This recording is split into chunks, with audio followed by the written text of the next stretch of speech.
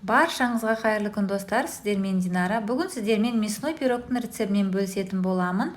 Рецепт ұнап жатса жасап көріңіздер. Каналыма тіркеліп, лайк басып, комментарий қалдыруға ұмытпаңыздар достар.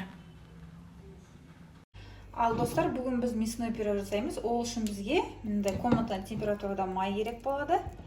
Бір жұмыртқа, оның үстіне саламыз.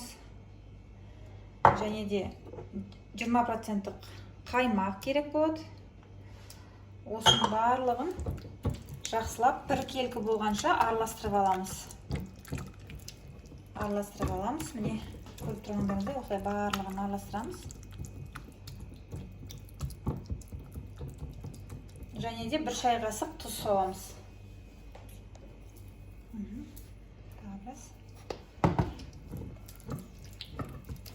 Жақсылап араластырып аламыз барлығын.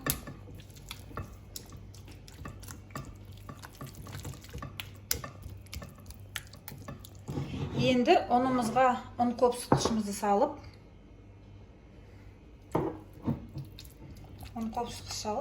жақсылап тесто илейтін боламыз. Енді қолымызбен илейміз.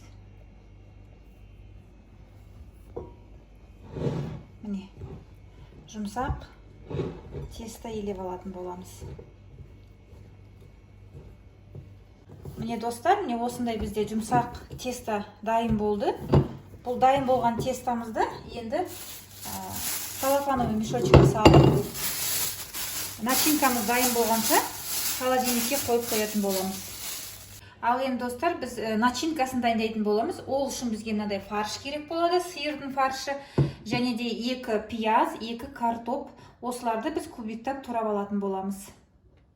Міне достар, біз картошка мен пиязымызды кубиктап турап алдық. Енді осы фаршымыздың үстіне салып, тұзын салып, бұрышын салып, жақсылап араластыратын боламыз.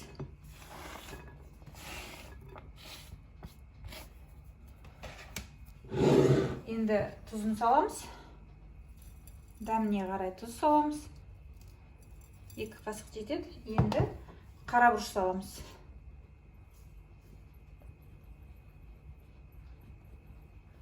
Енді барлығын жақсылап араластырамыз.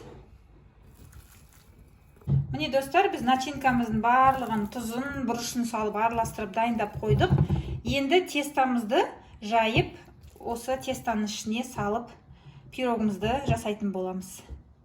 Ал достар, міне біздің тестамыз дайын. Холодильниктен шығардық. Енді осы тестамызды 2-ге бөліп аламыз. Бір жағын кішірек қып, бір жағын үлкен қып. 2-ге бөлдік.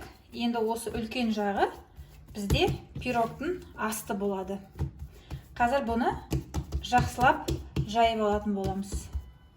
Біз тестамызды осындай көлемде жайып алдық. Жұқалық осындай. Осыны енді противенге саламыз. Міне біз үстіңгі жағын жайып алдық. Үстіңгі жағы біраз кішірек болады. Астыңғы неден қарағанда, тестадан қарағанда үсті біраз кішірек болады. Міне осылай жұқалықта жайып алатын боламыз.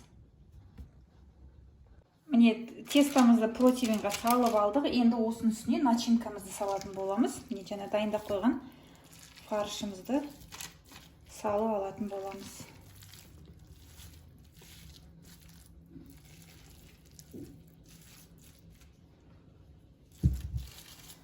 Барлығын жақсылап осылай жайып шығатын боламыз.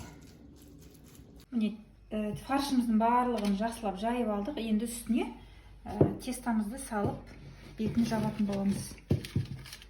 Тестамызды салып алдық. Енді жақсылап жабатын боламыз шет-шетін барлығын. Көріп тұрғандарыңыздай, осылай барлығын шетін жауып аламыз.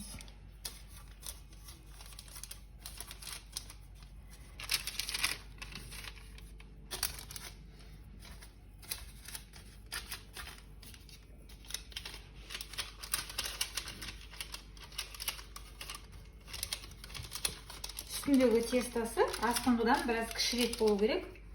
Сол кезде мына астыңғы теста мен үстіңгі тестаны біріктіргенге оңай болады. Одан кейін шет-шетін әртүрлі узор жасауларыңызға да болады. Қазір көрсетем. Міне жауып алдық жақсылап бәрін.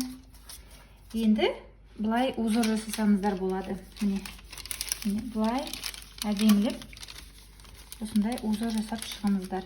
Сонда пирогымыздың түрі әдемі болып шығады. Тестамыз дайын болды. Міне көріп тұрғандарыңызда шет-шетін барлығын жақсылап әдемілеп өріп алдық. Енді бізге жұмыртқаның сарысы мен сүтті араластырып, бетіне жағып шығатын боламыз.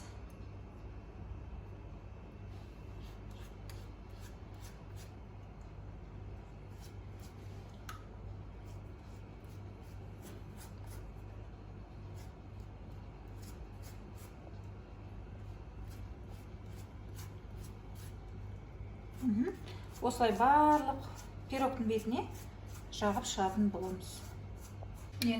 Пирогымыздың бетіне жұмыртқа мен сүтімізді жақсылап жағып шықтық. Енді осындай ақ күнжіт болса, үйлеріңізде осы күнжітті сеуіп бетіне әсемделеріңізге болады.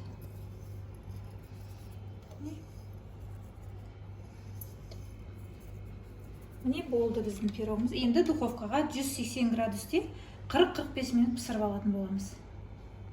Пирогымыз дайын. Енді 180 градусте 35-45 минут пісіріп алатын боламыз.